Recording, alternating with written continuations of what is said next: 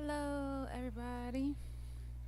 Praise the Almighty Yah. I hope everybody enjoyed their Shabbat and it was a delight for everyone because it certainly was a delight for me. Praise Yah. Um, got to spend time with my family and meditate on the Most High Word. And I pray for many more days like that where I could spend time with all of Israel, where we can all come together and have a holy convocation, all of us together one day. Praise Yah. So I want to give all honor, glory, respect, reverence, appreciation, honor. Did I say honor? Love and everything is owed to my Creator, the Most High Yah. And I had a certain study that I wanted, or a certain topic I wanted to go over for today's Bible study. I wanted to talk about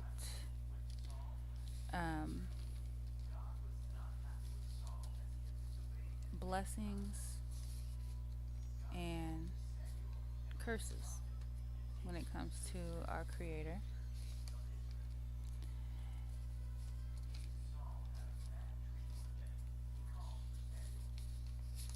And I also wanted to talk about rebellion as well. So, without further ado, I am going to, and I got to listen to some Morris today as well. I love listening to our Morris. They're so cool. Okay, so following Yah's laws. Let's first go to. Hold on one second. Hold on, y'all. Hold up. Hold up.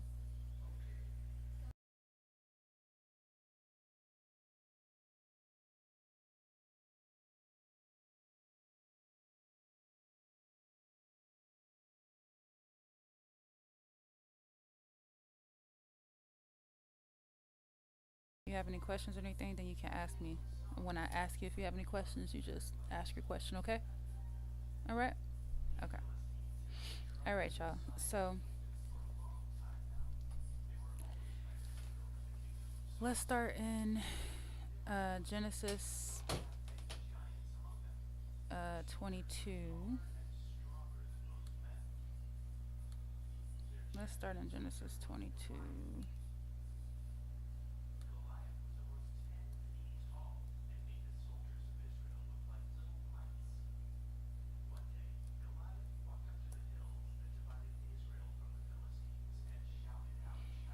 And let's go down to verse 14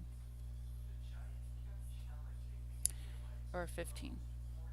Yeah, let's start at verse 15. And it says, "And the angel of Yah called unto Abram, or Abraham, out of heaven the second time, and said, By myself have I sworn, saith Yah, for because you have done this thing, and have not withheld your son, your only son, that in blessing I will bless you, and in multiplying I will multiply your seed as the stars of the heaven, and as the sand which is upon the seashore.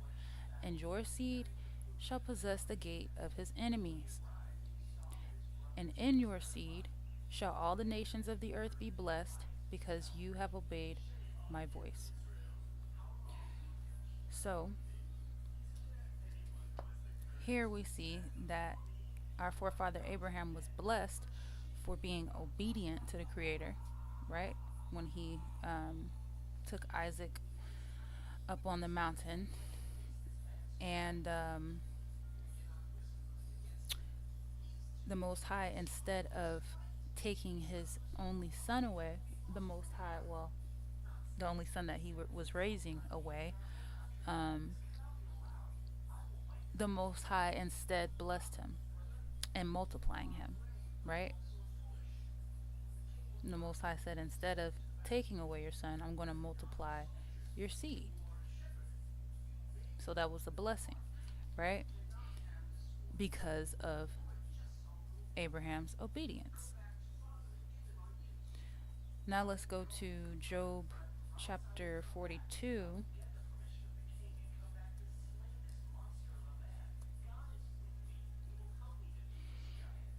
and let's read starting at verse 10, where it says, "And Yah turned the captivity of Job when he prayed for his friends.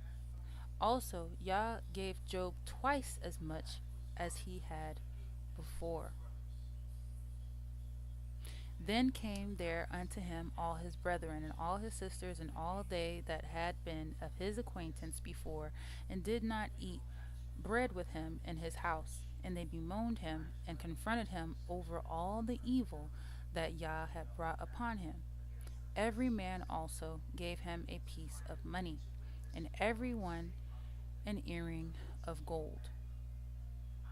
Verse 12, "So Yah blessed the latter end of Job more than his beginning, for he had 14,000 sheep, and 6,000 camels, and 1,000 yoke of oxen, and 1,000 she asses." And you can see throughout the word where the Most High has blessed a lot of our foreparents for being obedient. The Most High blessed Job for being obedient. Job cursed himself before he cursed the Most High.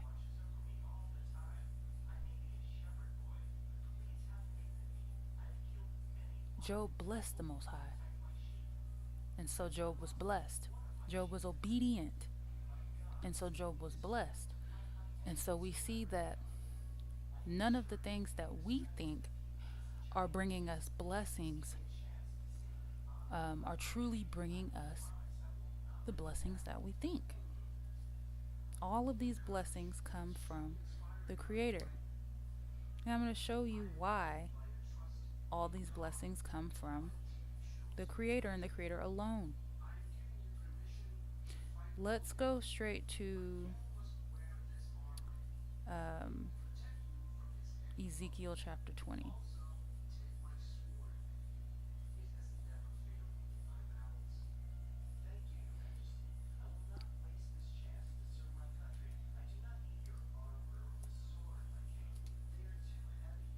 And let's start reading at the first verse of Ezekiel chapter 20. It says, "And it came to pass in the 7th year, in the 5th month, the 10th day of the month, that certain of the elders of Israel came to inquire of Yah, and sat before me." Right? Because this is the 7th year. "Then came the word of Yah unto me, saying, Son of man, speak unto the elders of Israel, and say unto them, Thus saith Yah Elohim, Are you come to inquire of me? As I live, saith Yah Elohim, I will not be inquired of by you. Will you judge them, son of man? Will you judge them?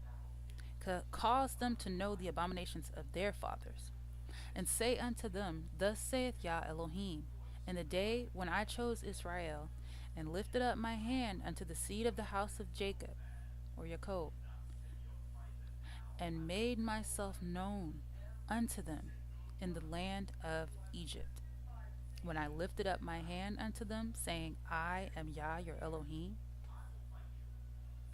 In the day that I lifted up my hand unto them to bring them forth of the land of Egypt into a land that I had espied for them, flowing with milk and honey, which is the glory of all lands. Then said I unto them, Cast ye away every man the abominations of his eyes, and defile not yourselves with the idols of Egypt. I am Yah your Elohim. But they rebelled against me, and would not hearken unto me. They did not every man cast away the abominations of their eyes, neither did they forsake the idols of Egypt.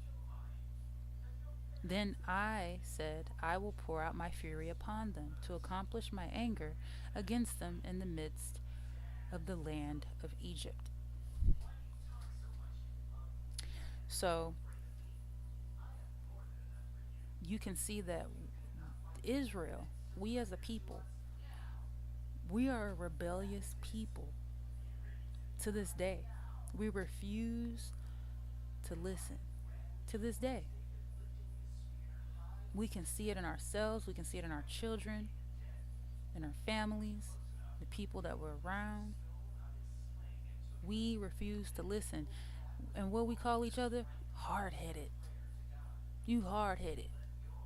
Oh, he's stubborn. She's stubborn and hard headed. Because that's our MO. That's how we move. We're hard headed people. We do not like to listen to anyone. Right? And so we did not listen to the Creator. And so you can see this is how we ended up in the predicament that we're in. When a child does bad things, when a child doesn't want to listen, where do they end up? In trouble. Every single time. And so we wonder why we're in trouble. Maybe we need to pay attention and start listening. Maybe we need to pay attention and start listening. Because as long as we're not on one accord, as long as we're all out here just doing whatever each individual person wants to do, and there's really no order to us as a people, we're going to continue to be in trouble as a whole. And definitely as a whole. Because you may think that you're not in trouble now, but eventually it's going to catch up with everyone because it affects us all. It's a domino effect.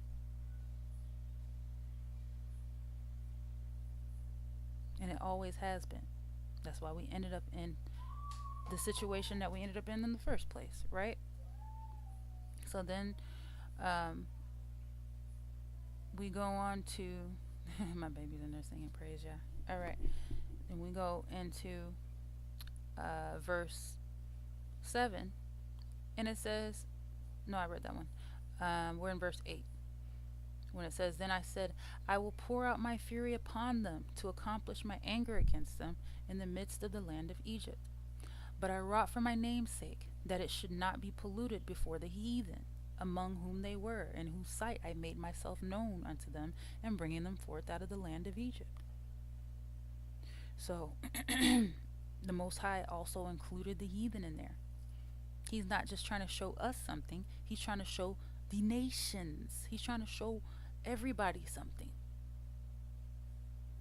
The Most High is a faithful God, a faithful Elohim. Hold on one second.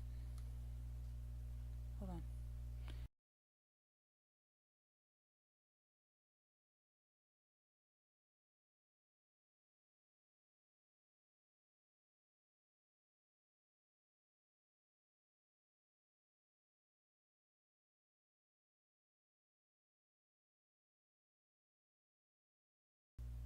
Okay.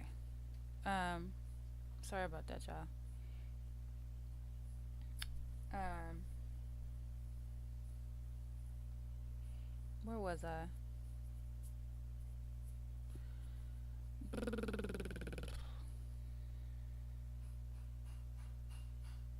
Okay, so verse 9 tells us, But I wrought for my name's sake, that it should not be polluted before the heathen, among whom they were, in whose sight I made myself known unto them, in bringing them forth out of the land of Egypt. Wherefore I caused them to go forth out of the land of Egypt, and brought them into the wilderness. And I gave them my statutes, and showed them my judgments, which if a man do, he shall live, even live in them.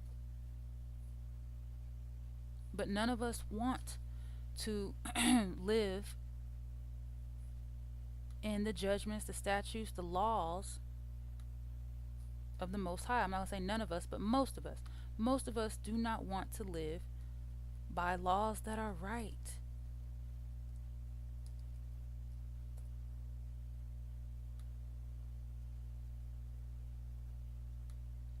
Let's go to Exodus chapter 20. And let's read the 10 Commandments. Not even getting started on all the statutes and all. Let's just start on the 10 Commandments. Let's talk about the 10 Commandments. A lot of us can't even keep the 10 Commandments. A lot of us we can, but a lot of us don't want to even keep the 10 Commandments. But then we say that the Bible is not right. Then we say that the Most High is not right. But how can you know that if you never even keep the laws? None of us even try to keep the laws. We don't even try to keep the 10 Commandments. In verse 1, it says in Exodus 20, and Elohim spake all these words, saying, I am Yah your Elohim, which have brought you out of the land of Egypt, out of the house of bondage. You shall have no other gods before me. You shall not make unto you any graven image, or any likeness of anything that is in the heaven above, or that is in the earth beneath, or that is in the water under the earth. A graven image, something that you worship. You shall not bow down yourself to them, nor serve them. For I am Yah, your Elohim. For I, Yah, your Elohim, am a jealous Elohim, visiting the iniquity of the fathers upon the children unto the third and fourth generation of them that hate me, and showing mercy unto thousands of them that love me and keep my commandments. So the Most High says that the Most High shows mercy unto the thousands of them that love the Most High and keep the Most High's commandments. But the majority of the world does not do that. The majority of the world does not keep the Most High's commandments. The majority of the world doesn't love the Most High, because if you love the Most High, you would keep the Most High's commandments. In verse 7, it says, you shall not take the name of your Elohim, Yah your Elohim, in vain. For Yah will not hold him guiltless that taketh his name in vain. Remember the 6th day to keep it holy. 6 days shall you labor and do all your work. But the 7th day is the Sabbath of Yah your Elohim. In it you shall not do any work, you nor your son, nor your daughter, nor your manservant, nor your maidservant, nor your cattle, nor your stranger that is within your gates. For in 6 days Yah made the heaven and the earth, the sea, and all that in them is, and rested the 7th day. Wherefore Yah blessed the Sabbath day and hallowed it. Honor your father and your mother, that your days may be long upon the land which Yah your Elohim gives you. You shall not kill. You shall not commit adultery. You shall not steal. You shall not bear false witness against your neighbor. You shall not covet your neighbor's house. You shall not covet your neighbor's wife, nor his manservant, nor his maidservant, nor his ox, nor his ass, nor anything that is your neighbor's.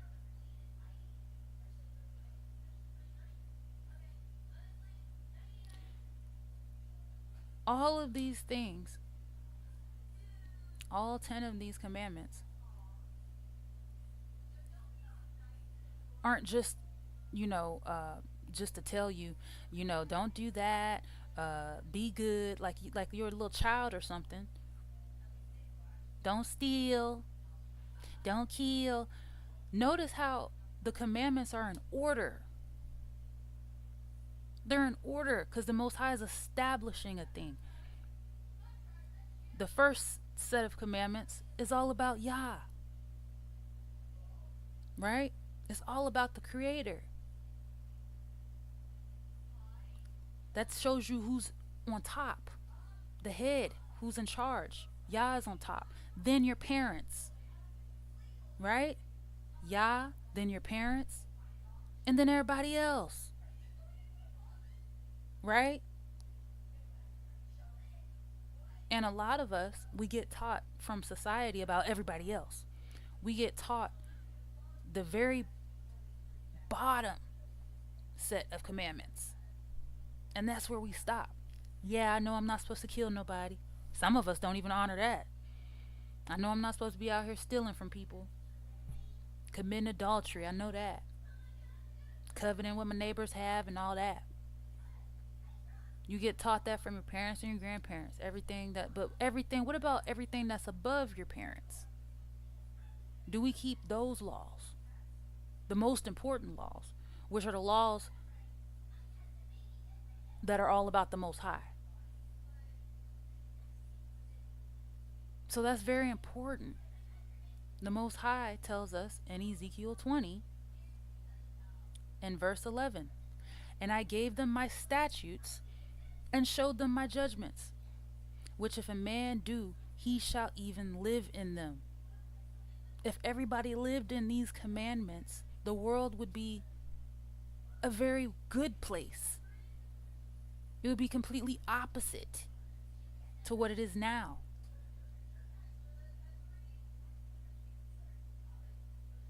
In verse 12, it tells us, moreover, also I gave them my Sabbaths to be a sign between me and them, that they might know that I am YAH that sanctify them.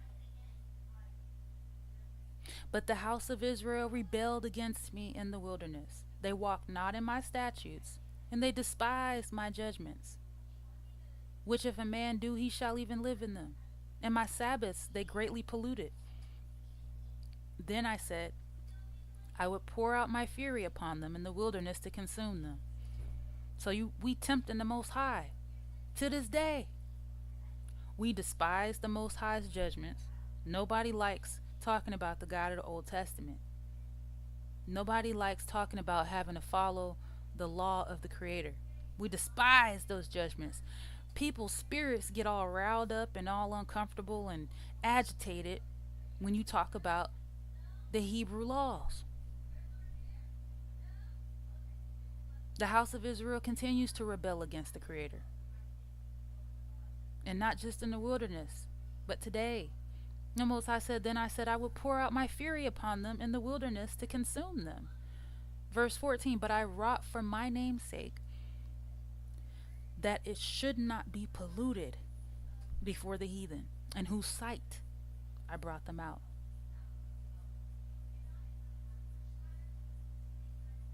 So he's trying to show us all something, right? He's trying to show everybody something. The Most High is not a man that he should lie. And the Most High's word is not going to come back void.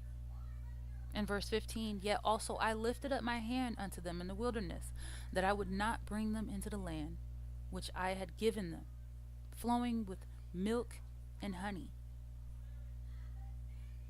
which is the glory of all lands. Because they despised my judgments and walked not in my statutes, but polluted my Sabbaths, for their heart went after their idols.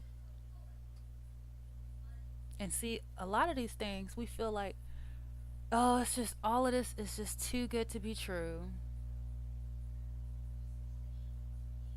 All of this is impossible. All of this could not have happened. But you're living proof that these things have happened because you're here right now. You are alive. You were created. You have history. Your people have history. That's proof, living proof. What other proof do you need? If we didn't exist, none of this would matter. But we exist. So it matters. We don't just write off things that we don't understand and just say, it's not real. No, you figure out how to understand it.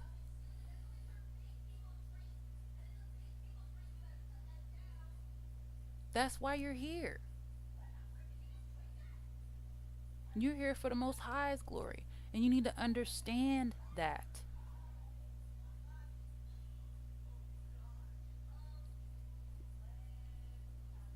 In verse 17 it says, nevertheless, my eye spared them from destroying them, neither did I make an end of them in the wilderness. The Most High did not make an end of us, as you can see. Even though the Most High could have made an end to us in the wilderness, the Most High did not make an end of us, because we're still here to this day. But I said unto their children in the wilderness, walk you not in the statutes of your fathers, neither observe their judgments, nor defile yourselves with their idols. And I feel like, I mean, I can see that we're in the exact same predicament today. Most High said he told the children not to walk in the statutes of their fathers, neither observe their judgments. Kind of like how we were raised. We were walking in the statutes of our foreparents and observing their judgments. We take on what we learn, pass it down generation to generation, but it's not right. It's wrong. Because if it was right, we wouldn't be in this situation that we are in, scattered in the four corners of the earth, serving other nations. If it was right.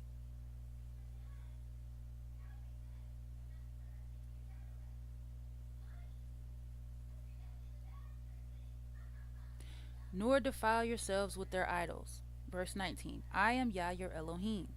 Walk in my statutes and keep my judgments and do them, and hallow my Sabbaths, and they shall be a sign between me and you, that you may know that I am Yah your Elohim. I am Yah your Elohim. The Most High tried to tell us this. The Most High was communicating with us. We didn't have to communicate with the dead. We could communicate with life. We didn't have to call death into our lives. Every time you call on the dead, you're manifesting, if you will, death into your life. Why would you want to do that?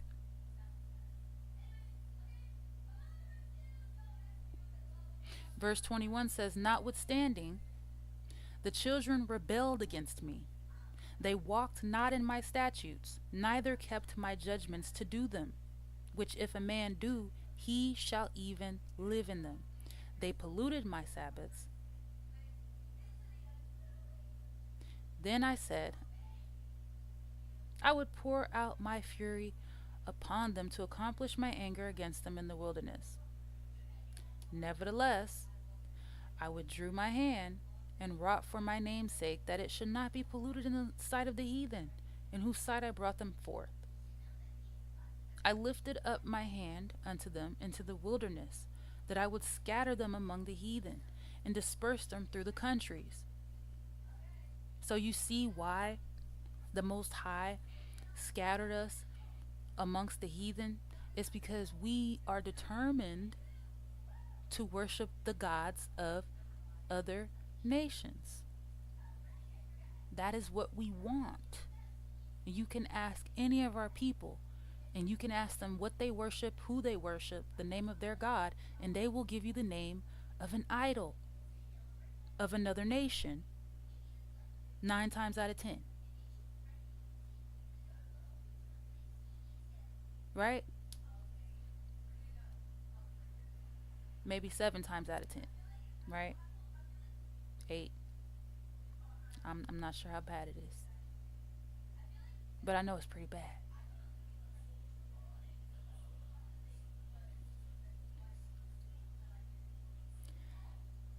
In verse 24 it says, because they had not executed my judgments, but had despised my statutes, and had polluted my Sabbaths, and their eyes were after their fathers' idols. And whose gods were your fathers worshiping? They were worshiping the gods of other nations. Wherefore, I gave them also statutes that were not good, and judgments whereby they should not live. So this is the switch up right here. When we went from the Most High showing us an abundance of mercy to the Most High showing us an abundance of fury, turning the Most High's face from us and allowing us to go chase the other nations. So when we chase the other nations, we worship their gods. You think that your enemy nations is just like the Black Panthers? You think they're not going to plot on infiltrating you at some point? You think that they love you? Their whole plot was to bring you down. And it worked. It was successful. Why was it successful? It was successful because we turned our back on our source, on power, the true and living power, the creator. We turned our backs on life to chase others. And we do it to this day. We do it to this day. Instead of just being who we are, we go after other people's ideology. What do other people believe in? What do other people think? I need other people's approval. That's what we do as a whole.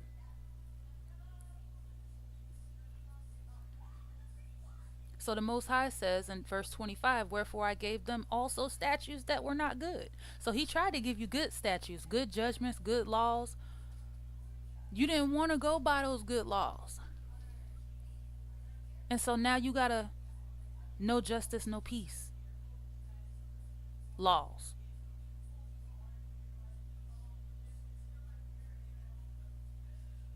And judgments whereby they should not live. Verse 26, and I polluted them in their own gifts, in that they caused to pass through the fire all that opened the womb, that I might make them desolate, to the end that they might know that I am YAH. So we were sacrificing our kids way back then, sacrificing our children. We think that it's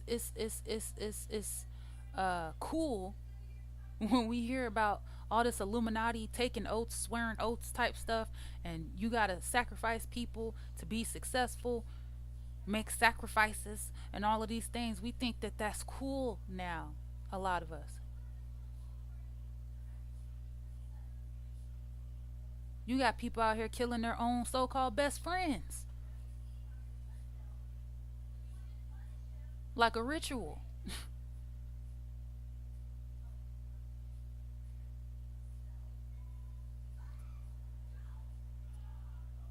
And so the Most High said that I might make them desolate, to the end that they might know that I am YAH.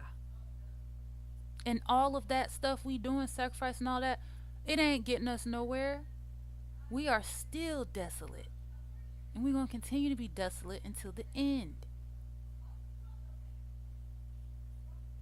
The Most High tells you in the beginning of verse 26, and I polluted them in their own gifts.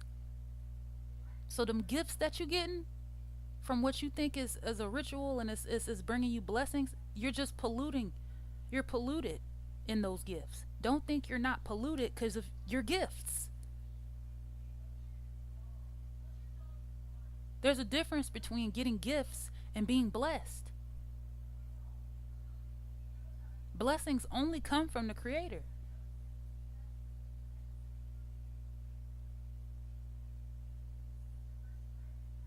Verse 27, therefore, Son of man, speak unto the house of Israel, and say unto them, thus saith Yah Elohim, yet in this your fathers have blasphemed me, in that they have committed a trespass against me. For when I had brought them into the land for which I lifted up my hand to give it to them, then they saw every high hill and all the thick trees, and they offered there their sacrifices. And there they presented the provocation of their offering. There also they made their sweet savor and poured out their drink offerings. To this day, that's what we like to do. We like to go off and do these rituals of man instead of worshiping the true and living Creator. Verse 29, then I said unto them, what is the high place whereunto you go, and the name whereof is called Bama unto this day. Wherefore, say unto the house of Israel, Thus saith Yah Elohim, Are you polluted after the manner of your fathers, and commit you whoredom after their abominations? So the Most High have to keep telling us this over and over and over, but our people, it tells us in every verse, every other verse, it'll tell you, but Israel hearken not. That means you weren't listening. Israel hearken not. Israel hearken not. Israel hearken not. I try to tell Israel the right way to go, but Israel hearken not.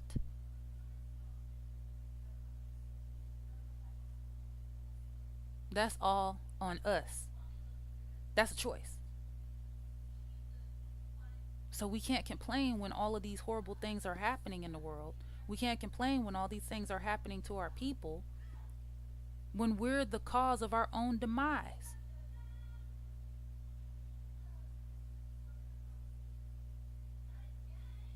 We are the cause of our own demise. No man, my mom says this all the time, he can bleed too. No man is more powerful than the next. In reality, all of us were made equal, right? We're all human, right? Isn't that what we say? We're all equal. So how are you going to sit there and blame another man for your choices?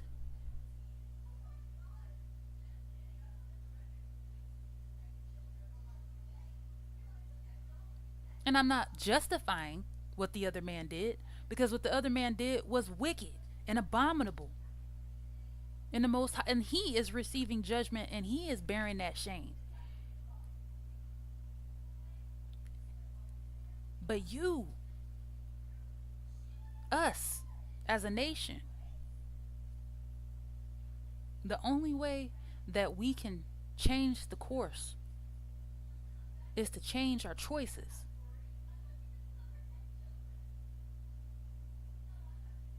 Then we can get our power back. When you can control the choices that you make, the decisions, the power to choose. I love that book. When you have the power to choose, okay, you can change the whole course of things. And it's choosing not just on an individual level, but on a massive scale, as a collective. That's called being on one accord.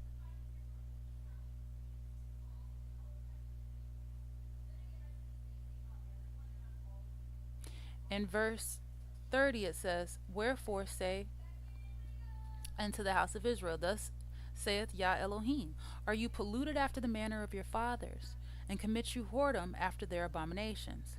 For when you offer your gifts, when you make your sons to pass through the fire, you pollute yourselves with all your idols, even unto this day. And shall I be inquired of by you, O house of Israel? As I live, saith Yah Elohim, I will not be inquired of by you. And that which comes into your mind shall not be at all, that you say, We will be as the heathen, as the families of the countries, to serve wood and stone. As I live, saith Yah Elohim, surely with the mighty hand and with the stretched out arm and with fury poured out will I rule over you. Because we're what? Hard-headed. We're hard-headed, stiff-necked, stubborn. We don't want to listen. And then we wonder why life got to be so hard for us all the time. We don't even listen to each other unless it's about something bad.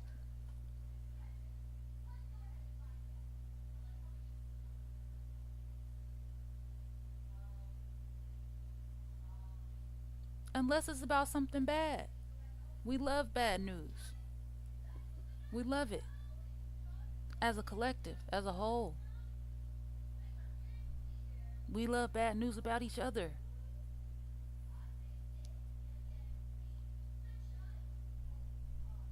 But see, now with all this bad news going on in the world, it's starting to shake some of our people up finally. Because it's not just with us, but it's never just been with you. You just had your curses amplified. But the world has always been in disarray since the Most High left us to our own devices.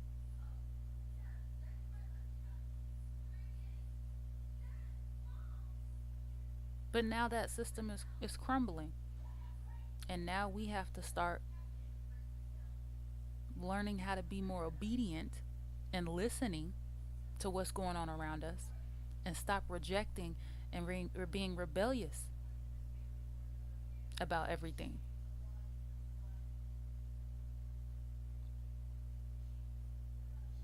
In verse 34, it says, "And I will bring you out from the people, and will gather you out of the countries wherein you are scattered, with a mighty hand, and with a stretched out arm, and with fury poured out." Now you tell me that a white man wrote this book. Listen, tell me that the white oppressor that put you in captivity would write himself out as the antagonist and write you in the word as the protagonist.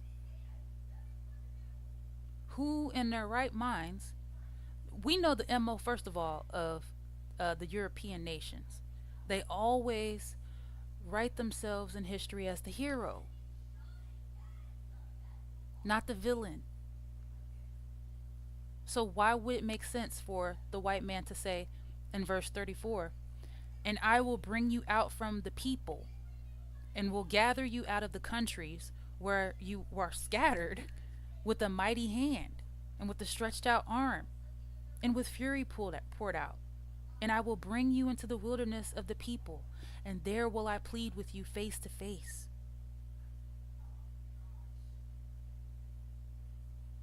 The white man can't do that. The, the white man cannot do that. The white man is not God. The white man is not the Most High. But our people, for whatever reason, reject the whole Bible when they find out that Christ is an idol. They reject the whole word. They just throw the whole word out because they just think, oh, well, if that's not true, then I know that's not true, and I'm just going to throw it all out. But you didn't search first. You didn't consider that there's two parts to this thing. You didn't consider that the New Testament is not a part of the Old Testament. That's why it's the start of a completely new, how can we put this, way of life. It's a completely different way of life. The New Testament is not the Old Testament. That's why it's separated. It's not the same. The Most High gathered the books of the Old Testament.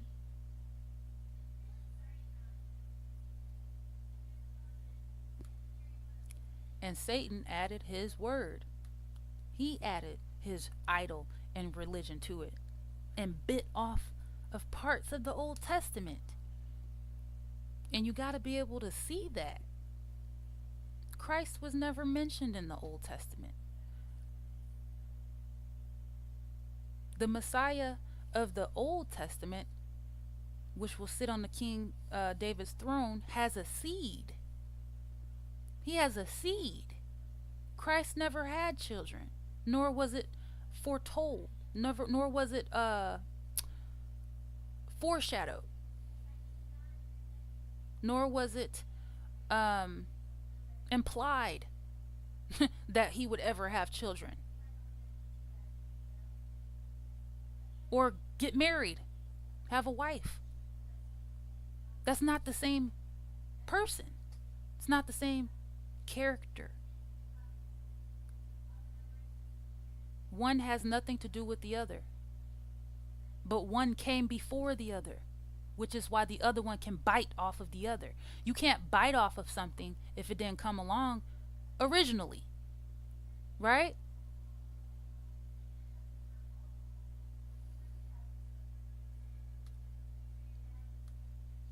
But not to go on a tangent, the Most High says in verse 35, and I will bring you into the wilderness of the people, and there will I plead with you face to face. Like as I, and so you're asking where the Most High is. The Most High, where he at?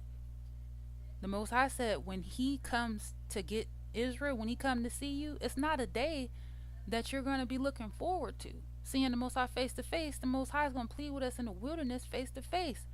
With fury poured out, we can't even handle bugs and certain wild animals. And you talking about you want to see God. Where is God? I want to see God. Really? You really ready for that day? Are you sure you're ready for that day?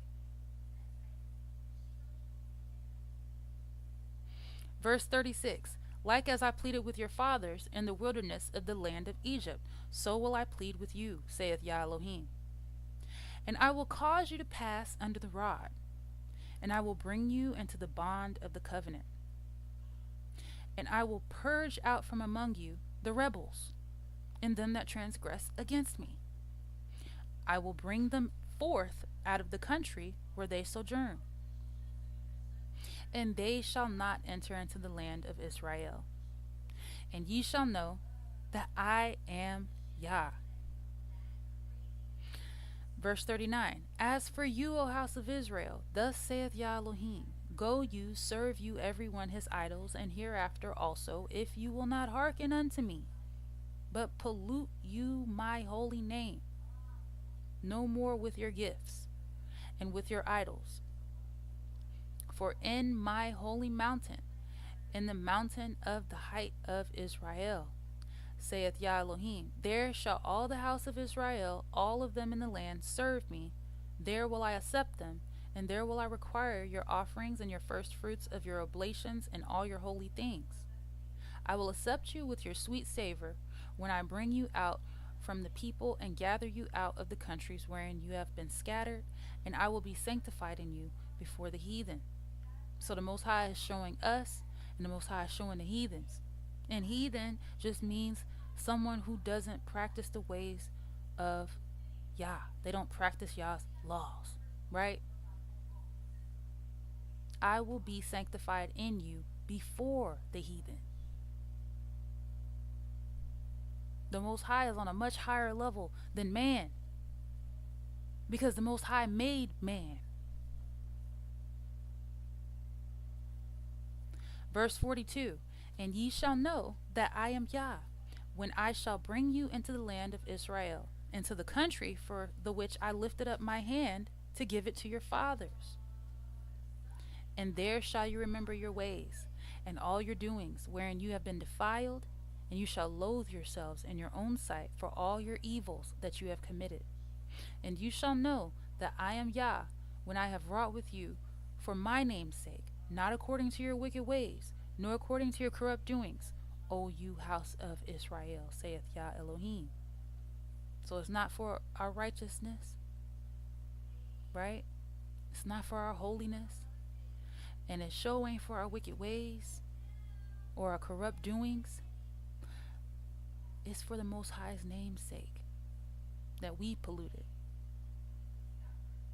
Verse 45, moreover, the word of Yah came unto me, saying, Son of man, set your face toward the south, and drop your word toward the south, and prophesy against the forest of the south field, and say to the forest of the south, hear the word of Yah. Thus saith Yah Elohim, behold, I will kindle a fire in you, and it shall devour every green tree in you, and every dry tree.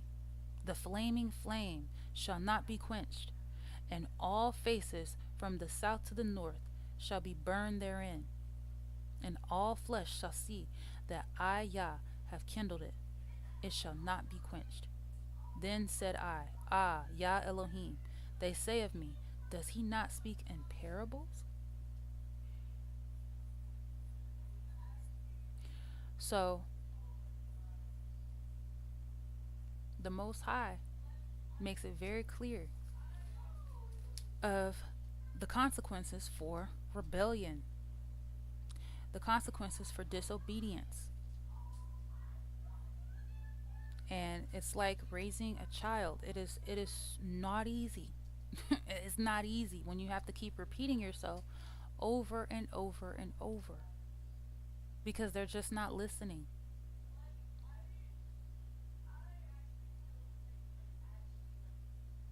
Because when we all get to a certain age, we all think that we know everything, and there's nothing else that you can tell us. There's nothing else left for us to learn. First Samuel 15 and 23 says rebellion is as the sin of witchcraft. It says witchcraft. Let's go to that verse. It says, for rebellion is as the sin of witchcraft, and stubbornness is as iniquity and idolatry, because you have rejected the word of the Creator. He has also rejected you from being king. So you wonder why you are rejected? It's because we reject righteousness. We reject correction. How can you have a correct society when you do everything to reject correction? We do everything in our power to be rebellious, to not listen, and not listen, not listen to bad judgments, but to not listen to good judgment.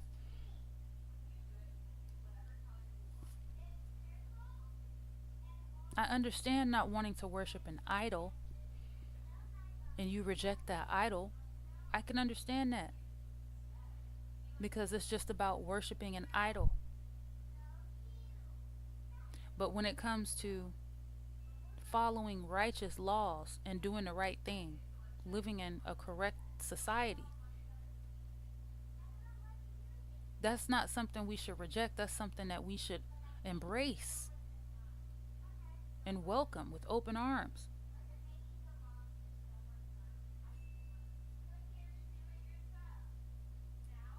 If we really want to see a good world.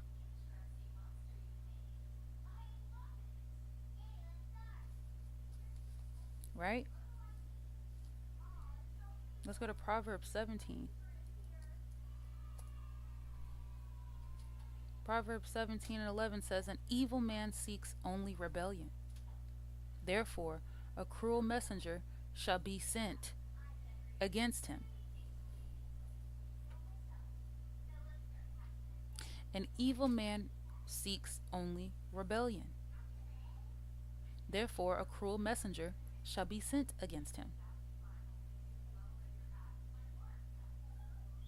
So, you keep living wickedly, we keep living in an evil way, and we're allowing evil to come into our lives. That's why the Most High's word is perfect. Converting the soul. This is why the Most High's word is all you need. It's the whole. It's your manual for life. And yes, we as humans need manuals for life because we are beings of higher intelligence. An animal doesn't need a manual. Animals don't read. Animals don't communicate like we communicate. Animals don't understand things that we can understand. And so the Most High comes to us straight up, direct. The Most High gave you a manual because you're on a higher level.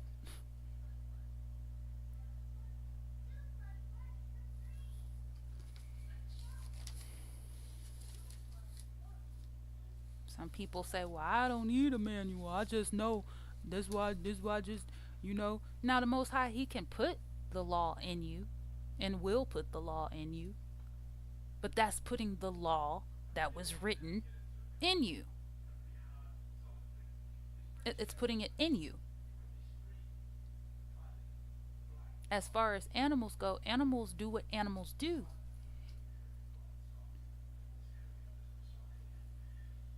They're there on the earth for certain purposes. Maybe their purpose is to just keep the earth clean like a pig. Just eat all the filth on the earth and keep it clean.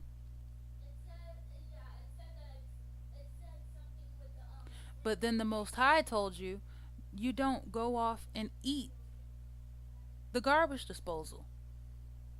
You don't go eat the trash. The Most High told you that first. You didn't need a scientist or a doctor to tell you not to eat pork. And originally, every green herb was for food in the Garden of Eden. Because the Most High knows what's best for us. But we are the ones that rebel. We're the ones that decide, because we have free will. We're the ones who decide that we want to live a certain lifestyle. And then we want to complain about the consequences of that said lifestyle.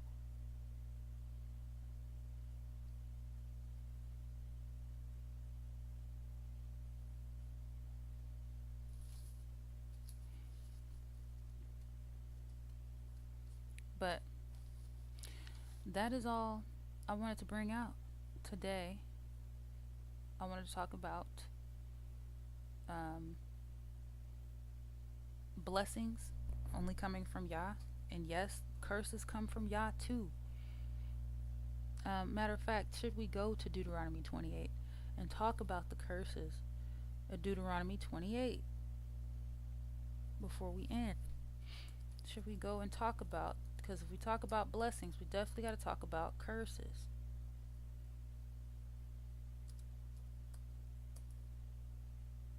Ezekiel 20 told us the Most High was going to give us those curses, but Deuteronomy 28 really breaks it down.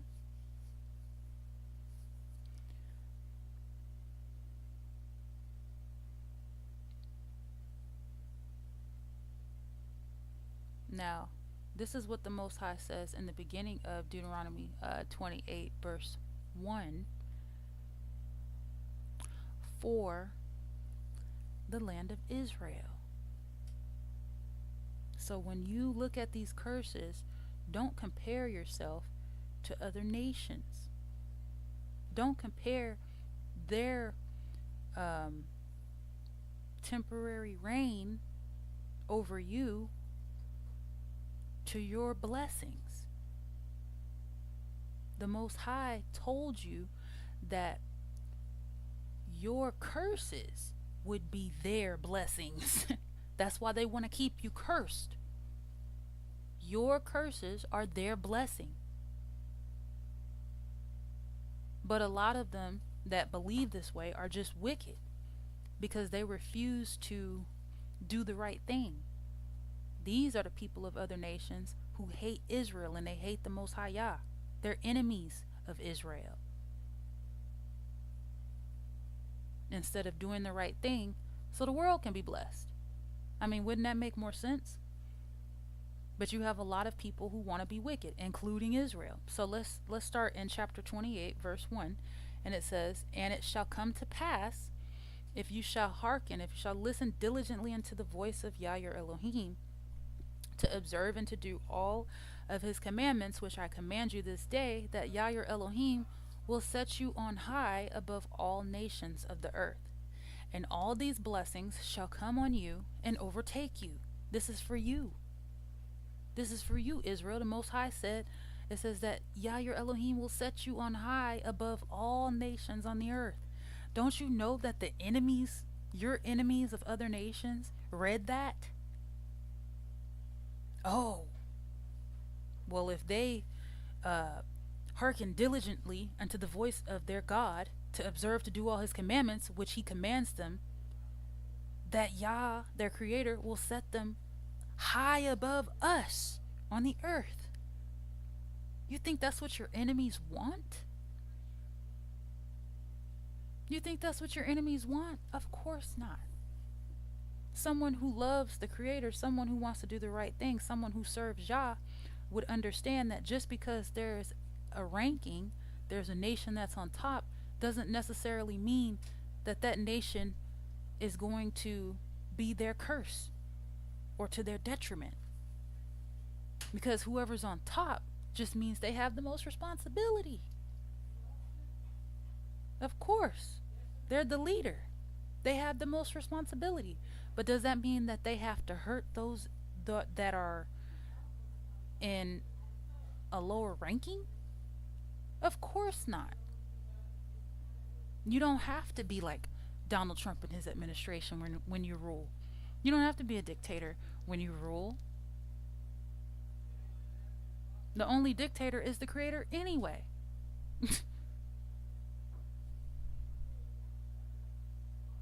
So, no, you have your enemy nations. They don't want you to be over them. And so when they read this, they're like, oh, no, we have to get them to disobey the Creator, not listen to the voice of their Creator, and to do all of these perverse things and stay caught up in sin and distracted and asleep.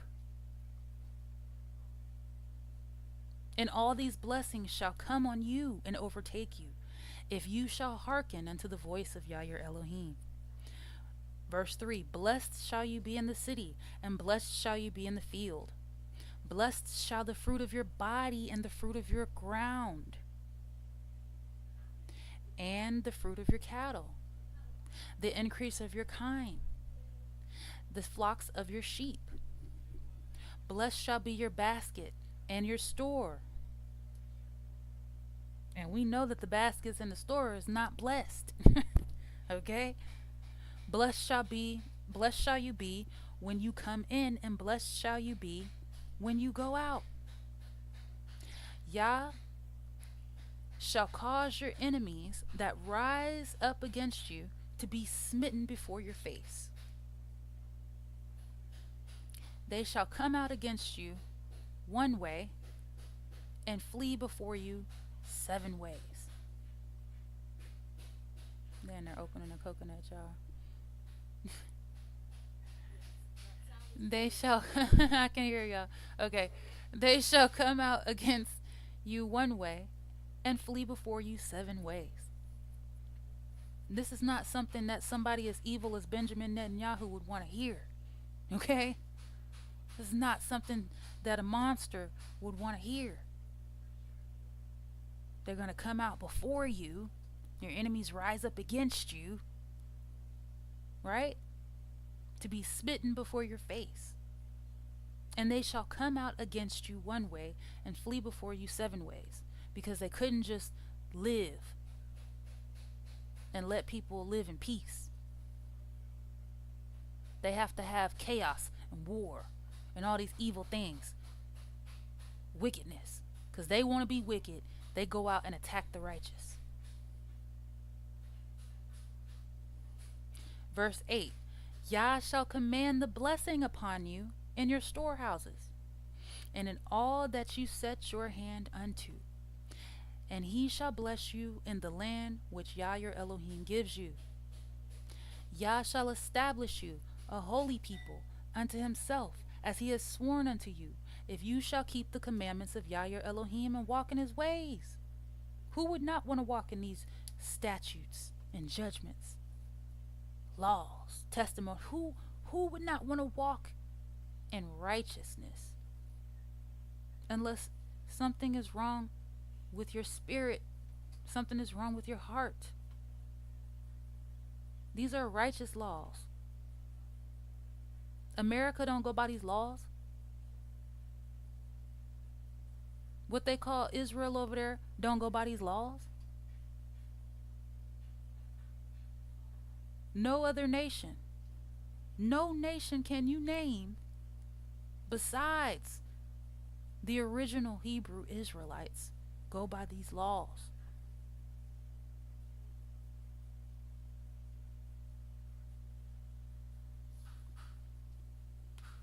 Verse 10. And all people of the earth shall see that you are called by the name of Yah, and they shall be afraid of you.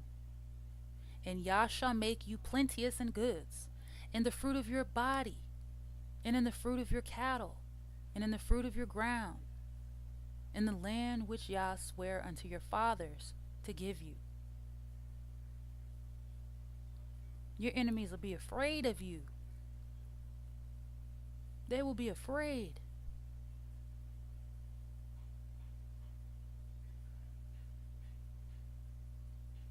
Others will be afraid of you because they see that the Creator is really keeping you. They see that your source, your power, is really protecting you. That's when they're going to be afraid. They're not going to be afraid just because you said you going to do this and you going to do that. They actually want to see some action. Because right now we're still at the bottom as a whole. So that's not going to scare anybody. No matter how big and bad we think we are, it's not going to scare nobody. The only one who can put fear in you is the Creator. You understand? That's how it's supposed to be. It's supposed to be like that for us as a people. The only one that should be able to put fear in us should be the Creator. Period.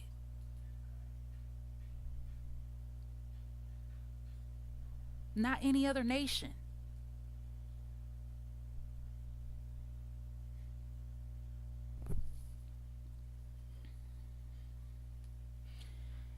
And Yah shall make you plenteous in goods, in the fruit of your body, and in the fruit of your cattle, and in the fruit of your ground, in the land which Yah sware unto your fathers to give you. Yah shall open unto you his good treasure, the heaven, to give the rain unto your land in his season, and to bless all the work of your hand. And you shall lend unto many nations, and you shall not borrow. We cannot say this as a people, that we lend unto many nations and we don't borrow. We borrow all the time. Student loans, PPP loans, taking out an advance, what they call it, cash advance. We're always borrowing.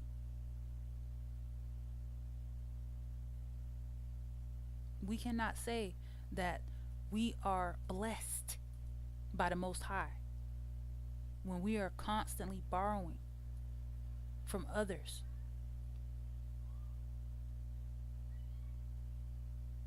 Verse 13, and Yah shall make you the head and not the tail, and you shall be above only, and you shall not be beneath. If that you hearken unto the commandments of Yah your Elohim, which I command you this day, to observe and to do them.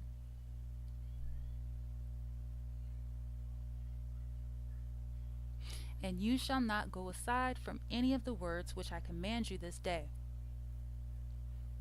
to the right hand or to the left, to go after other gods, to serve them. But it shall come to pass, if you will not hearken, you will not listen unto the voice of your Elohim, Yah your Elohim, to observe to do all his commandments and his statutes, which I command you this day, that all these curses shall come upon you and overtake you. Now what we gonna do? That shows we were not listening at all. The Most High told you these curses were gonna come upon you. Cursed shall you be in the city, and cursed shall you be in the field. Cursed shall be your basket and your store. Cursed shall be the fruit of your body, and the fruit of your land, the increase of your kind, the flocks of your sheep. Cursed shall you be when you come in, and cursed shall you be when you go out.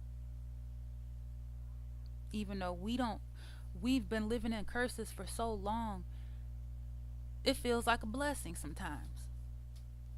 We don't even know what a blessing really feels like.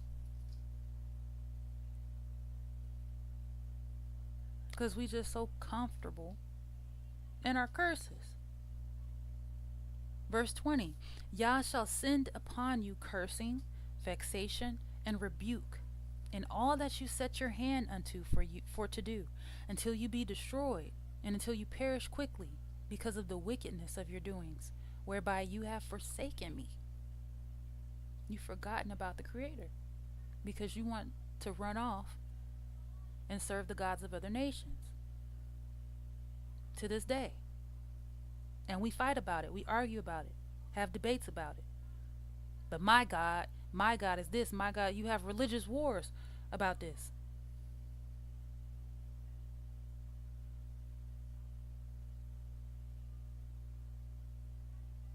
Yah shall make the pestilence cleave unto you, until he has consumed you from off the land where you go to possess it.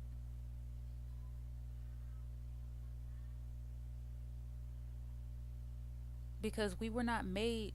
This is why when people, let's just transition real quick over into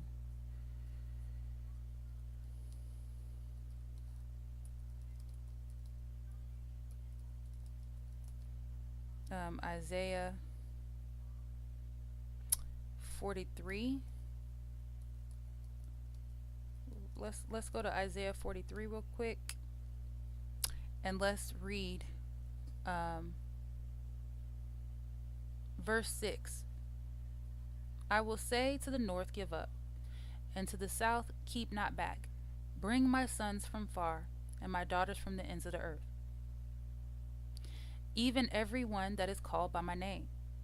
For I have created him for my glory. I have formed him, yeah, I have made him. The Most High created us for the Creator's glory.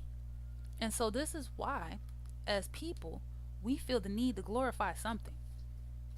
Because that's what we were made for. We have to glorify something. Even if it's ourselves, we have to praise ourselves. We have to praise others. We have to praise our idols. We have to praise something. We have to glorify something, because we were made to glorify the Most High. But we take that talent that is in us to glorify the Most High, and we use our talents for our own wickedness and our own selfishness and our own vanities.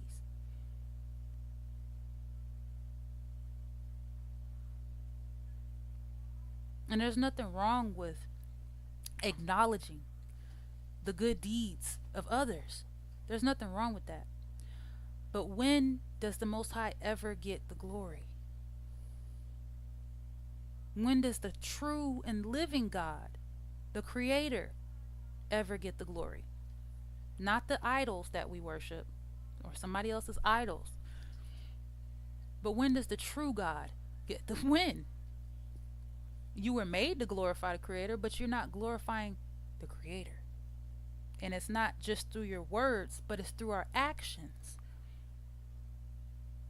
that we glorify the Creator, by following the Most High's commandments. That's how you can start learning how to glorify the Most High.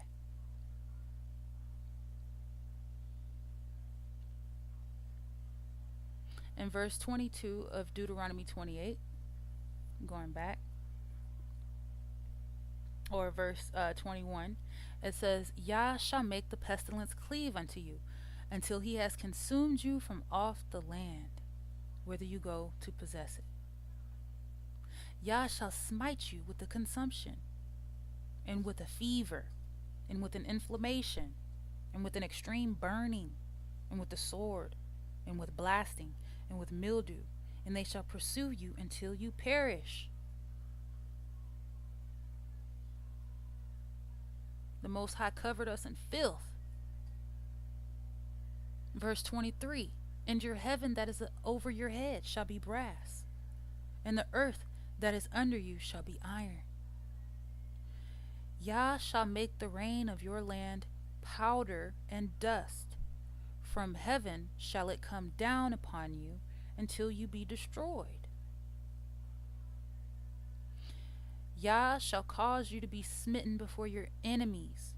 You shall go out one way against them and flee 7 ways before them, and shall be removed into all the kingdoms of the earth. So now we fleeing away from our enemies. Is that not true? Are we not fleeing from our enemies?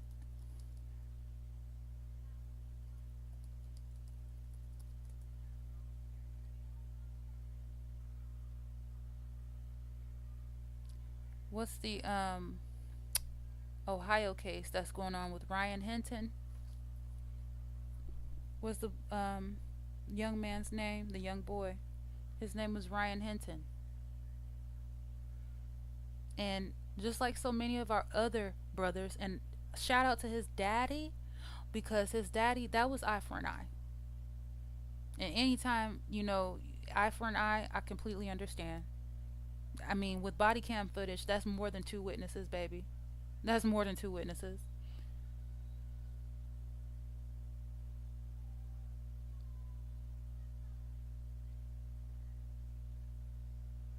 But I will say, Ryan Hinton, he fled from the police officer, because we have been fleeing since we've been in this predicament. We've been fleeing from our enemies.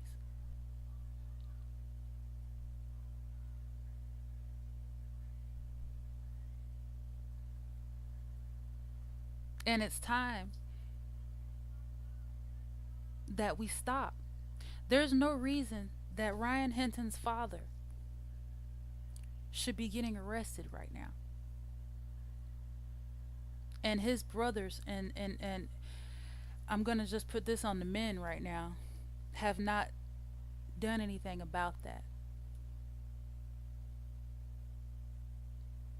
Your brothers should not be getting arrested right now.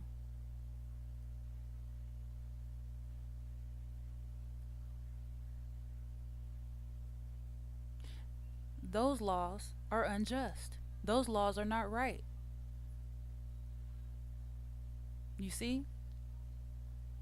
This is why we as a people have to turn from all the stuff that we've been doing.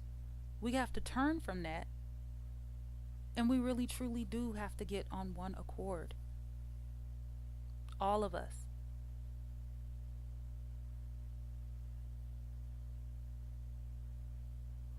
We have to get on one accord.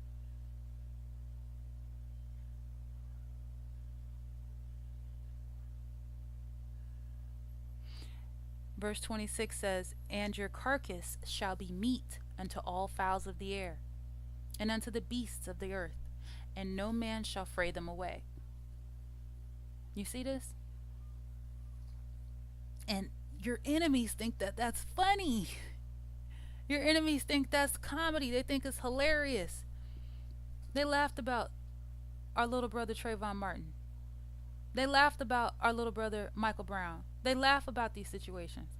"And your carcass shall be meat unto all the fowls of the air, and unto the beasts of the earth, and no man shall fray them away."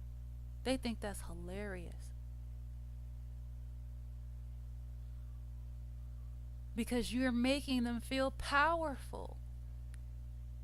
The more that we sin, the more that we move further away from our Creator, the more powerful they feel. Because they got you to do something they want you to do. They got to control you.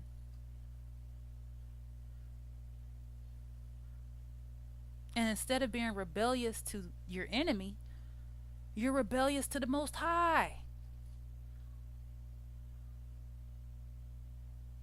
And this is why so many of us still need to wake up.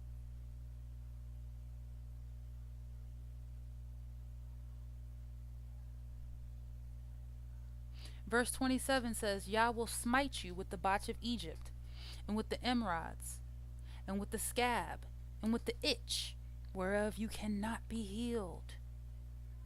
Yah shall smite you with madness and blindness and astonishment of heart.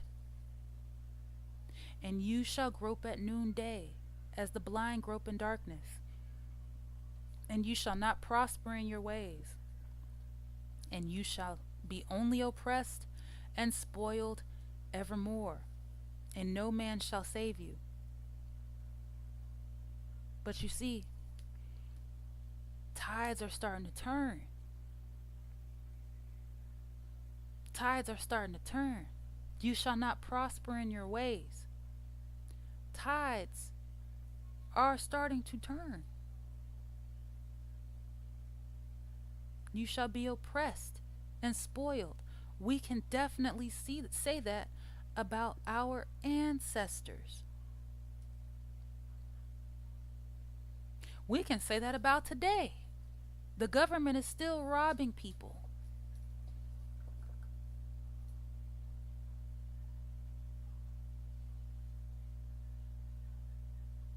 Verse 30, you shall betroth the wife, and another man shall lie with her. You shall build a house, and you shall not dwell therein. You shall plant a vineyard, and shall not gather the grapes thereof. Your ox shall be slain before your eyes, and you shall not eat thereof. Your ass shall be violently taken away from before your face, and shall not be restored to you. Your sheep shall be given unto your enemies, and you shall have none to rescue them. So you know how funny it is when they say, do you want your 40 acres and a mule? Because they know that your land was stolen, right? And your ass was violently taken from before your face. And it says after that, and it shall not be restored to you. So what you still waiting on their reparations for?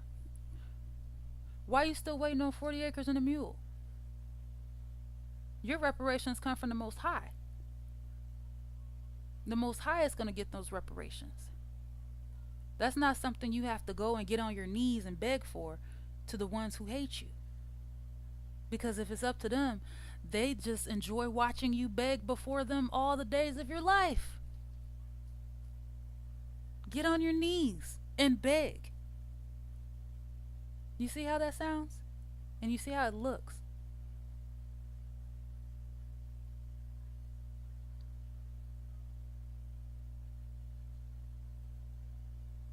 Verse 32, your sons and your daughters shall be given unto another people, and your eyes shall look and fail with longing for them all the day long, and there shall be no might in your hand.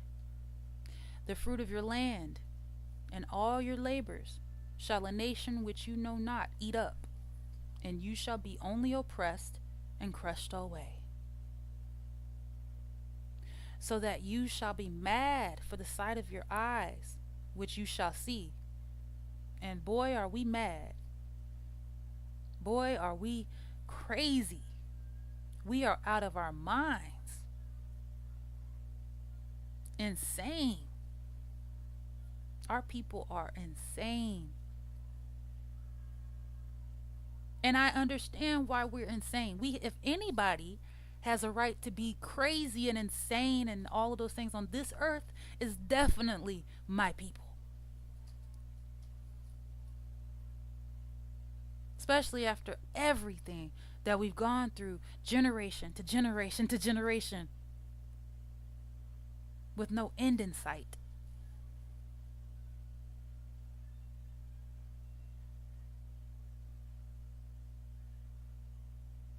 In verse 35, YAH shall smite you in the knees and in the legs with a sore botch that cannot be healed, from the sole of your foot unto the top of your head. YAH shall bring you and your king, which you shall set over you, unto a nation which neither you nor your fathers have known, and there shall you serve other gods, wood and stone.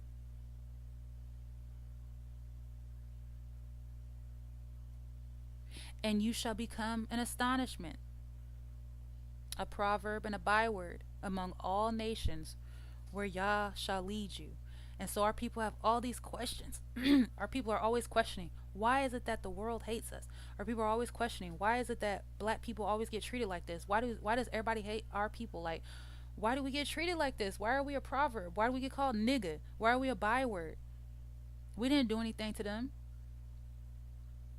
You're right. But it's what you didn't do.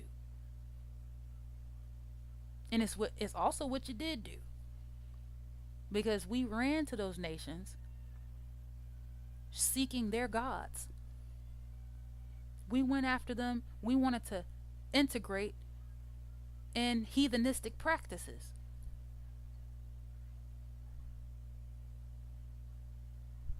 And so we asked for that. When you go to another nation and you want to serve their God, guess what? You're going to have to go by their laws.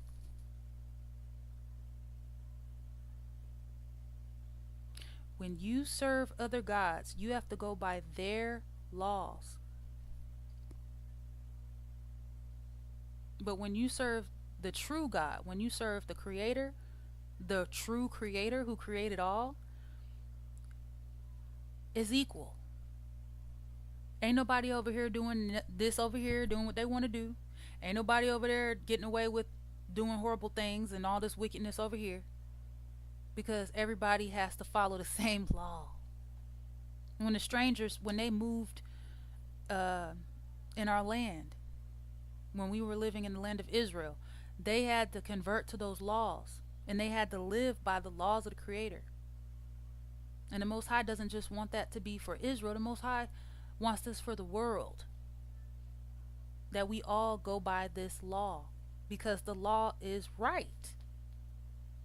The Most High is not going to have people committing bribery and scamming and all these crimes that people partake in. That's not permitted in the Most High's world. And a lot of people don't like that, which is why a lot of people rebel against that as well. Because they want to be the scammer and the con artist and all of that. So, of course, everybody ain't going to make it. We know that. But that's a choice. Right? Verse 37. And you shall become an astonishment, a proverb, and a byword among all nations where Yah shall lead you.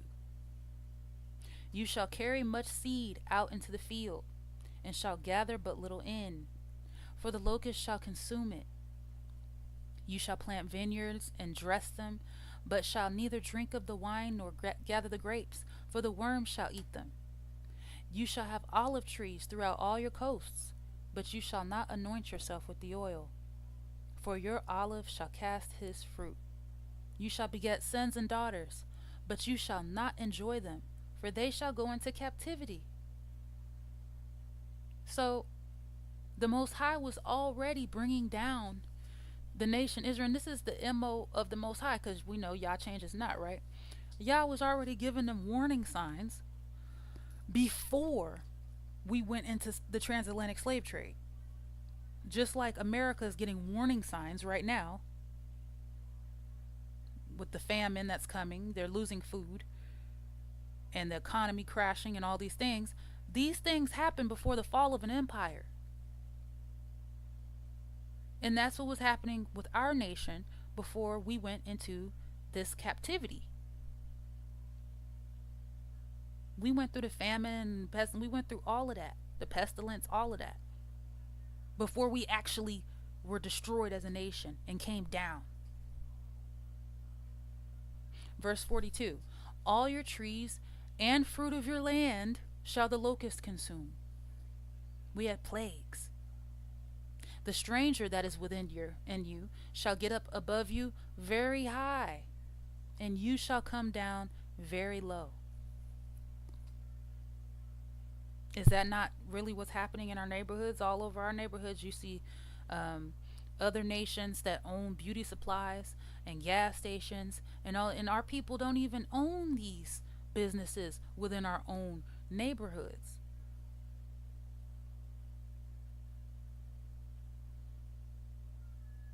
The stranger comes in and gets very high, and you shall come down very low. Verse 44, he shall lend to you, and you shall not lend to him. He shall be the head, and you shall be the tail. Moreover, all these curses shall come upon you, and shall pursue you, and overtake you, till you be destroyed, because you hearken not unto the voice of YAH your Creator, to keep his commandments and his statutes which he commanded you. And they shall be upon you for a sign and for a wonder, and upon your seed forever. This is a sign upon us forever. This is how you know that's who we are. Because no other nation of people, no other group of people can say they went through exactly what we did. This is our sign for us to know who we are. Verse 47, because you serve not YAH your Elohim with joyfulness and with gladness of heart, for the abundance of all things. We were spoiled. We had the abundance of all things. And we were spoiled. What happens to a child who's spoiled? You see? See how this whole life that we're living is a lesson? This whole life that we're living is a test? We are a part of this story, this history, every single day. It's history in the making. We're living proof.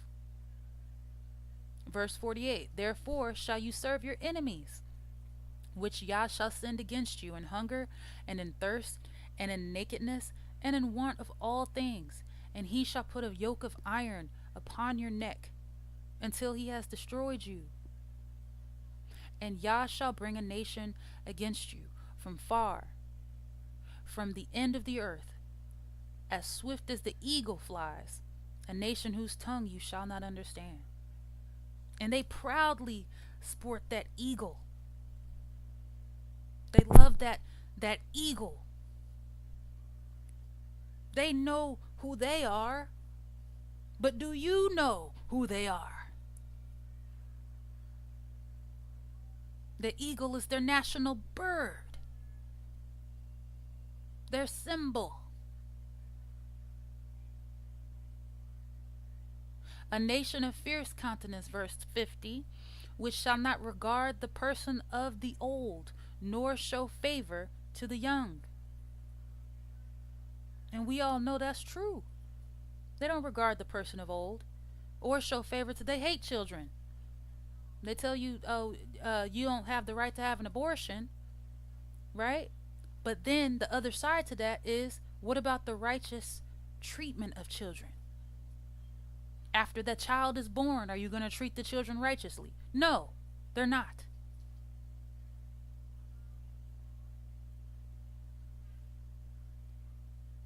Same thing with the old. They don't regard the person of old. They don't respect the elders. They cutting Social Security. They can care less what happens to the elders. And a lot of them are elders themselves.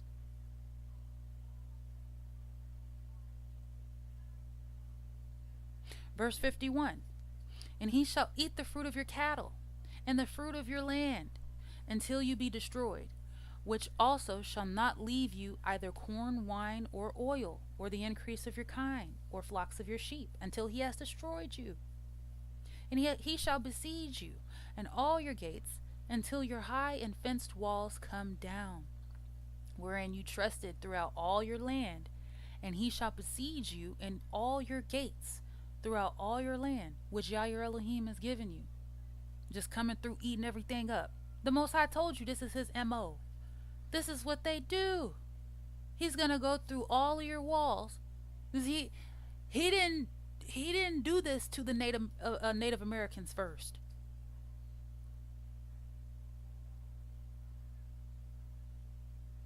He been doing this. He's been doing this. That's his MO. They were doing it in Europe. Going through and conquering each other. And the different tribes in Europe. The different tribes of Gentiles there. You see what Russia's doing to Ukraine.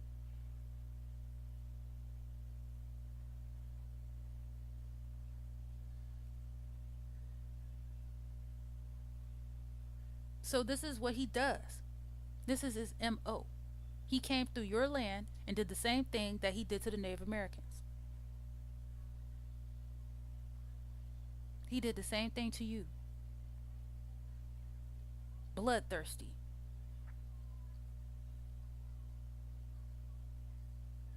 After he finished clearing out the land over there, then he came over to you and cleared your land out and actually kidnapped you and brought you back for free labor. And we're surprised that this current administration wants to bring free labor back. Like, why is that hard to believe when this is how they operate? This is how they roll. Like, why would you think that that's so far in the past? You know, you do realize that all of this was happening and occurring in different generations, even in some in different centuries, where they were going through ravaging, pillaging, taking over the lands of other people. This didn't all happen at once. It's spaced out, just like it's spaced out now. And this current administration wants to do it again because that's what they do.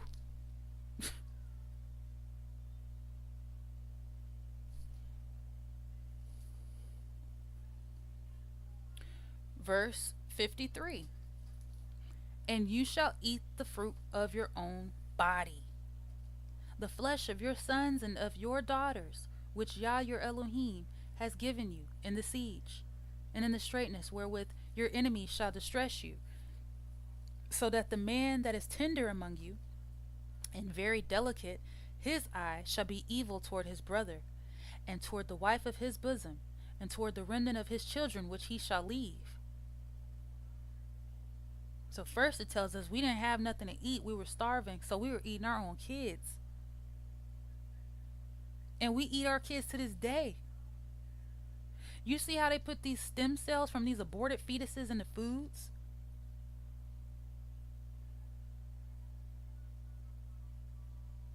That's not hard to believe. We've been eating each other. We've been eating babies, our babies. These curses have not stopped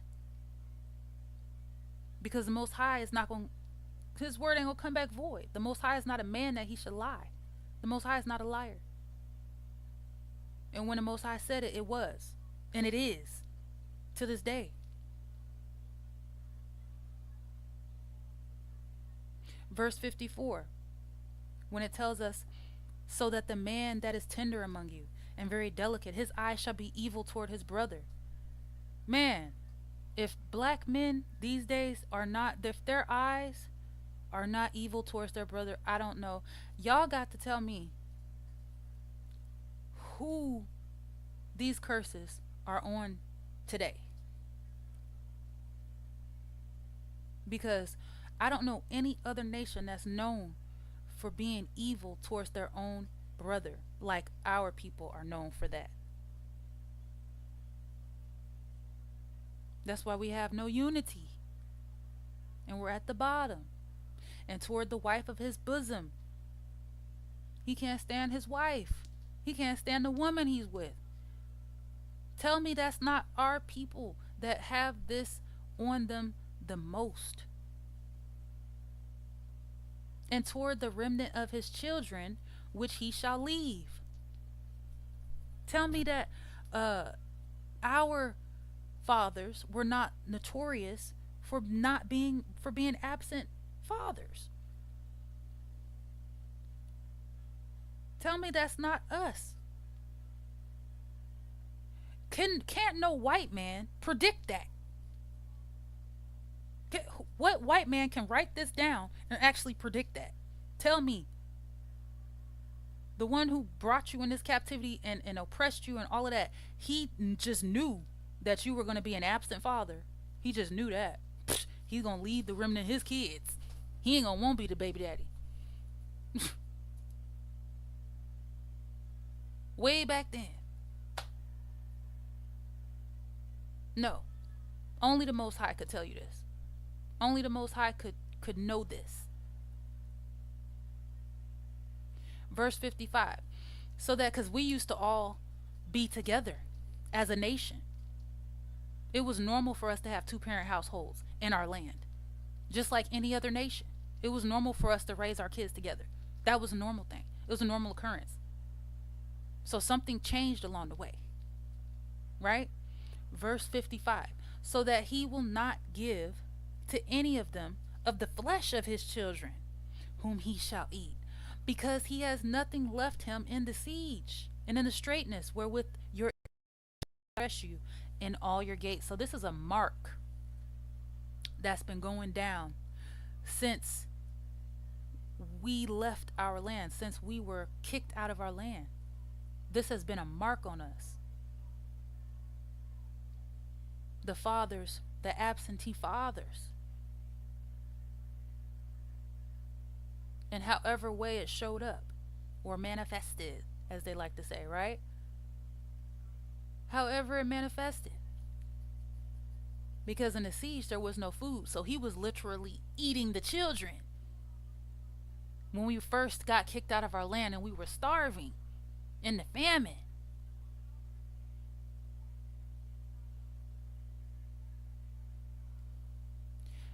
Verse 56. The tender and delicate woman among you. Listen to this. Which would not adventure to set the sole of her foot upon the ground for delicateness and tenderness. Her eye shall be evil toward the husband of her bosom, and toward her son, and toward her daughter, and toward her young one that comes out from between her feet, and toward her children, which she shall bear, for she shall eat them for the want of all things secretly in the siege and straitness wherewith your enemy shall distress you in your gates. So there's a lot of our moms, you know, and I love the mothers and I love the fathers, those who are not intentionally trying to like harm their children, physically harming their kids and all that, of our nation, the mothers and fathers of our nation. However, we have to come to terms with the fact that we were not the best parents. All of us are still learning.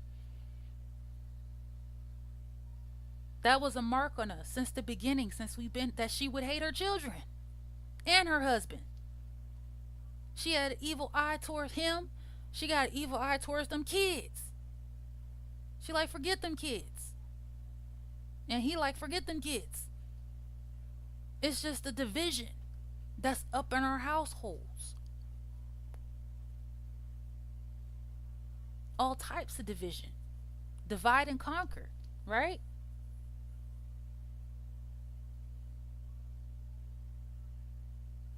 Even hate the baby that came up out of her from between her feet. She hates her babies. So it's not a surprise that many of us had some very hard childhoods.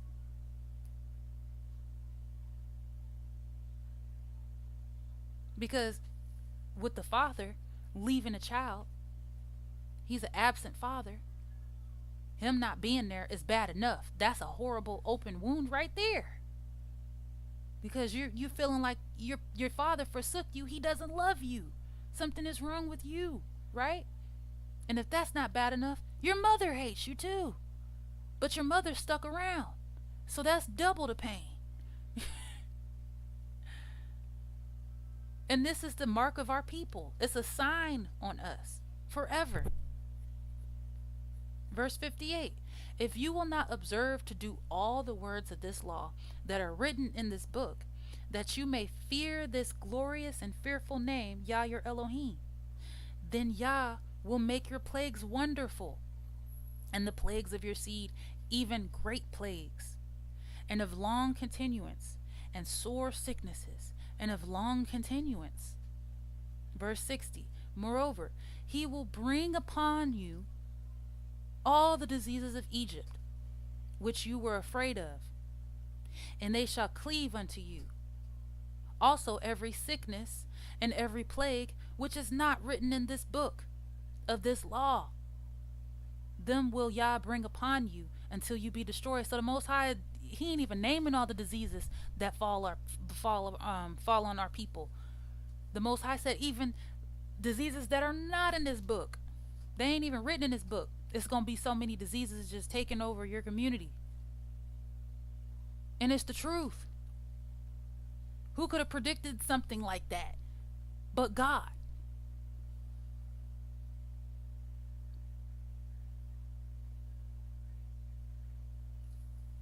Verse 62, and you shall be left few in number, whereas you were as the stars of heaven for multitude, because you would not obey the voice of Yah your Elohim. We're few in number. Verse 63, and it shall come to pass that as Yah rejoiced over you to do you good and to multiply you, so Yah will rejoice over you to destroy you and to bring you to naught. And you shall be plucked from off the land where you go to possess it. And Yah shall scatter you among all people from the one end of the earth even unto the other. The Most High did not make any mistake about, there's no doubt about that. The Most High told us the Most High would scatter us among all people. So of course we are in Japan. Of course we are in China. Of course we're in Malaysia. Of course we're in Korea. Of course we are in Europe. Of course we are in Africa. Of course we are in South America and islands and in North America. We are in all of these places. The Most High told us we're in Australia. The Most High told us He would scatter us among all people from the one end of the earth even unto the other.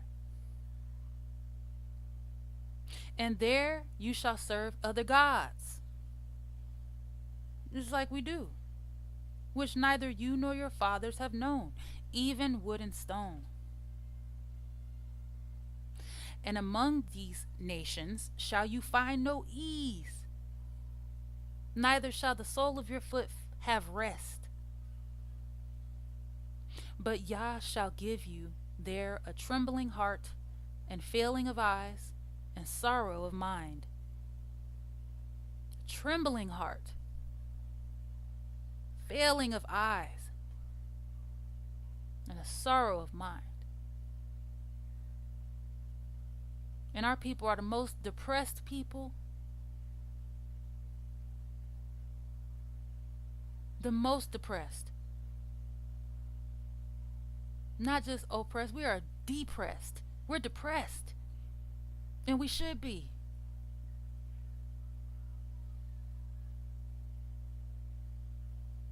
Verse 66, and your life shall hang in doubt before you.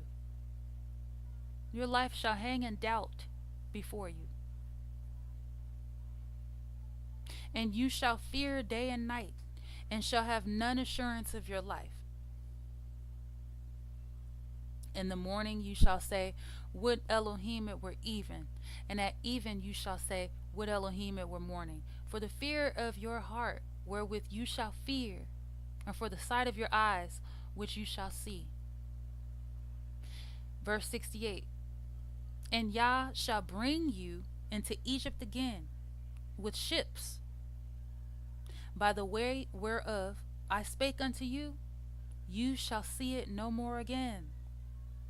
And there you shall be sold unto your enemies for bondmen and bondwomen, and no man shall redeem you. No man shall buy you. No man is going to come and save you. Has a man saved us yet, Israel? Has a man saved us yet? Praise Yah. No man shall save you. The Most High is trying to let us know. The Most High is trying to help us see something. There's a recurring theme here.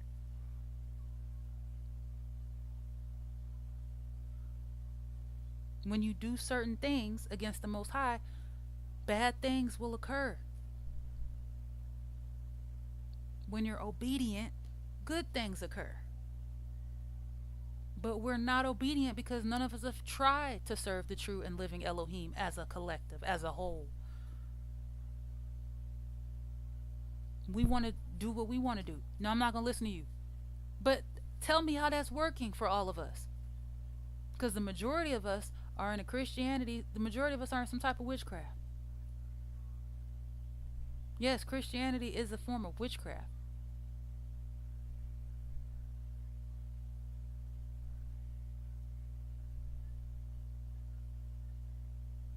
And then we turn our backs on the true and living Elohim.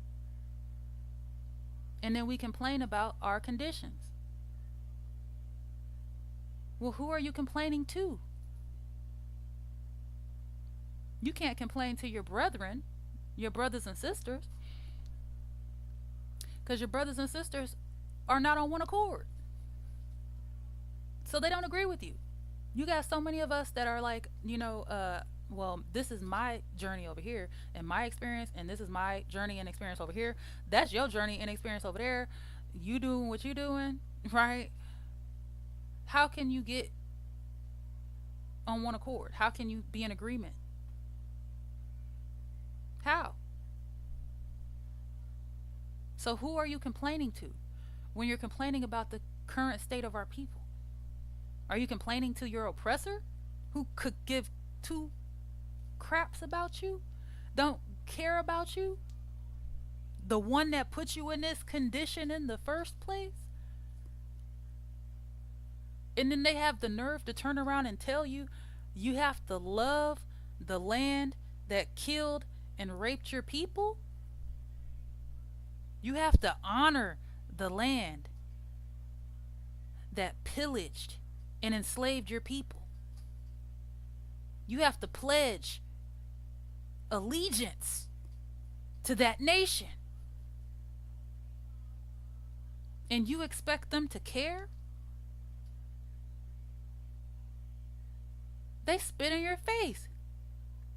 Anybody, any other nation that went through what we went through, that's why they look at us like that. Because any other nation that went through what we went through, because you see they got their reparations, a lot of them, right? Well, all of them, really. It was an acceptable form of reparations to them, whatever it was, right? Usually monetary. But they're looking at us like, I would never be like that. If a nation did that to my people and my nation, I would never honor them. Are you kidding me? You know how insulting that is? And they get away with that because we let them. We allow them to do that. And then we turn around and complain about it. But anyways, that's all I wanted to bring out today. I don't want to go on a rant. Praise the Almighty Yah. I hope everyone enjoyed their Shabbat. Hallelujah. If you are on your journey, searching for the Most High and trying to do the right thing, I pray that the Most High guides you on the right path and you be blessed. And if you are not doing the right thing and you are in Israel, I pray that you do the right thing. I really do. I hope you do. All right? Praise the Almighty Yah. Shalom.